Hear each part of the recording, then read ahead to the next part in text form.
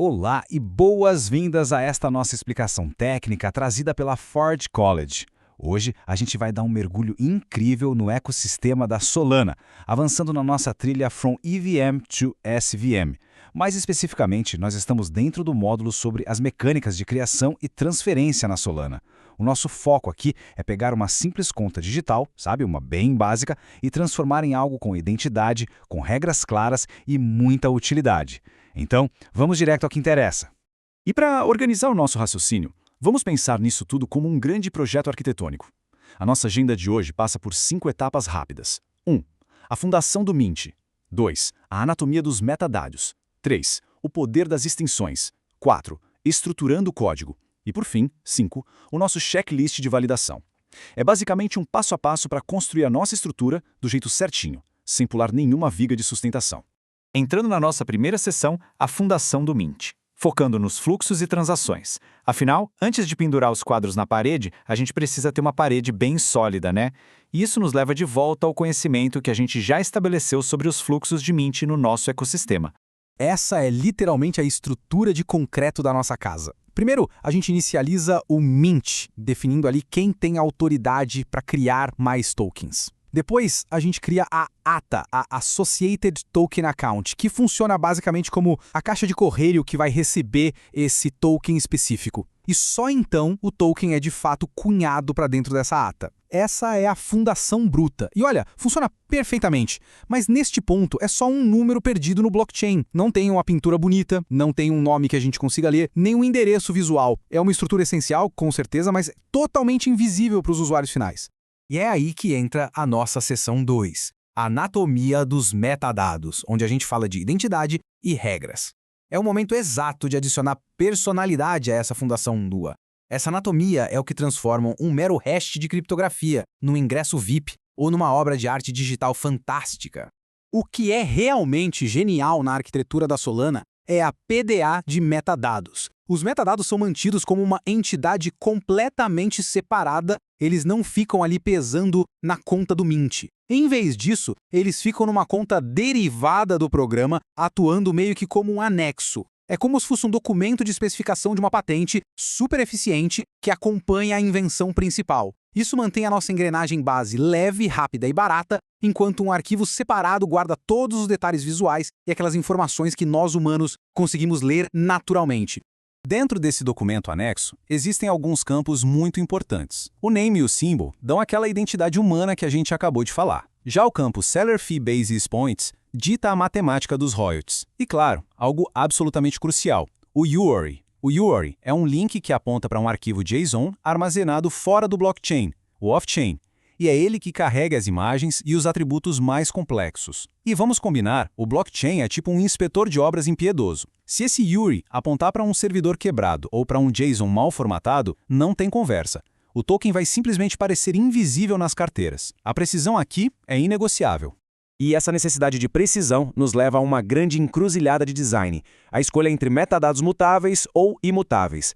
Quando a escolha por metadados mutáveis, ganha-se a flexibilidade de atualizar uma arte ou corrigir um link lá no futuro. Mas, em contrapartida, assume-se o peso de guardar as chaves de autoridade com uma segurança extrema.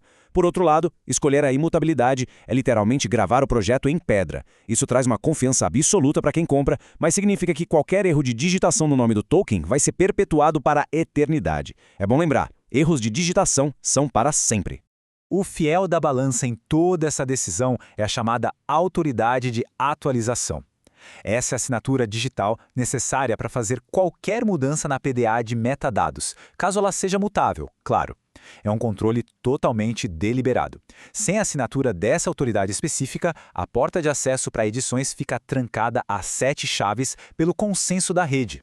Avançando para a seção 3, o poder das extensões vem do Token 2022 em ação. Com a parte da identidade bem compreendida, o nosso foco agora muda para o verdadeiro motor de regras do ecossistema atual, as famosas extensões de token. Pensa assim, se a criação e os metadados são a fundação e a tintura de uma casa, as extensões da família Token 2022 são aquelas funcionalidades de automação de uma casa inteligente de ponta. Elas modificam o comportamento base do Mint. Com elas, é possível adicionar taxas automáticas em cada transferência, ditar o estado padrão de uma conta para que ela já nasça congelada, ou até mesmo implementar uma propriedade programável, forçando regras bem complexas antes que um token possa mudar de mãos. É a engenharia sendo levada ao limite das possibilidades. Chegamos na seção 4, estruturando o código. Hora da prática e do protótipo. Como é que todas essas plantas arquitetônicas são montadas na vida real? Vamos dar uma olhada em como a orquestração do código em TypeScript traz esses conceitos à tona. Na hora de colocar a mão na massa, existem dois caminhos principais. Usar SDKs bem convenientes, como o do Metaplex, é fenomenal para erguer um protótipo super rápido, já que ele empacota a criação do Mint e da PDA tudo num passo só. Porém, para dominar verdadeiramente a engenharia por trás do blockchain, usar as instruções de baixo nível é essencial. Trabalhar direto na base ensina exatamente como as contas são derivadas e como as lógicas de seeds estruturam toda a segurança matemática da rede. Para construir um NFT na rede de testes, a sequência de execução é impecável. Primeiro, a conexão é estabelecida e a conta pagadora recebe fundos via airdrop. O passo 2 é criar um Mint com o suprimento máximo cravado em 1. Depois, a PDA de metadados é derivada anexando aquele nosso famoso URI. Aí faz-se a cunhagem, colocando esse token único lá na ata de destino. E o quinto passo, que é importantíssimo, a gente busca as informações direto da rede para verificar se a teoria realmente virou realidade. E assim chegamos na seção 5, checklist de validação. É a hora de testar as regras. Do mesmo jeito que ninguém entrega um prédio novo sem um teste de estresse rigoroso, o nosso código montado exige um processo de garantia de qualidade, para ter certeza de que cada engrenagem está funcionando perfeitamente. Essa é a nossa lista de verificação técnica, o famoso Pass ou Fail. A PDA de metadados existe, senão a transação inicial falhou. O RI está apontando exatamente para o servidor definido, tem que bater. E tratando-se de um NFT, qualquer fornecimento diferente de exatamente 1 quebra toda a premissa de não fungibilidade, não é mesmo? O comportamento da autoridade também deve ser testado. Se um usuário comum tentar mudar algo, tem que dar erro. Mas se o dono tentar, tem que funcionar liso. Por fim, o esquema JSON lá fora da rede precisa estar com a formatação impecável. Mas calma lá, que fica aqui um pensamento bem provocativo.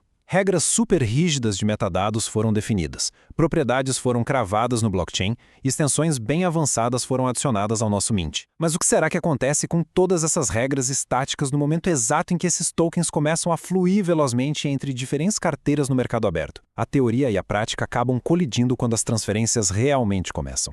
Para descobrir essa resposta, é vital manter a conta e os metadados que foram criados lá na DevNet perfeitamente acessíveis. Eles vão ser os nossos grandes objetos de teste na próxima fase, onde a gente vai investigar de perto as mecânicas de transferência. Bom, este conhecimento técnico foi estruturado pela Forge College e para expandir ainda mais esse entendimento e explorar o vasto mundo da Web3 de uma forma puramente educacional, basta acessar o portal forge.college. Um grande abraço e até a nossa próxima inspeção de código.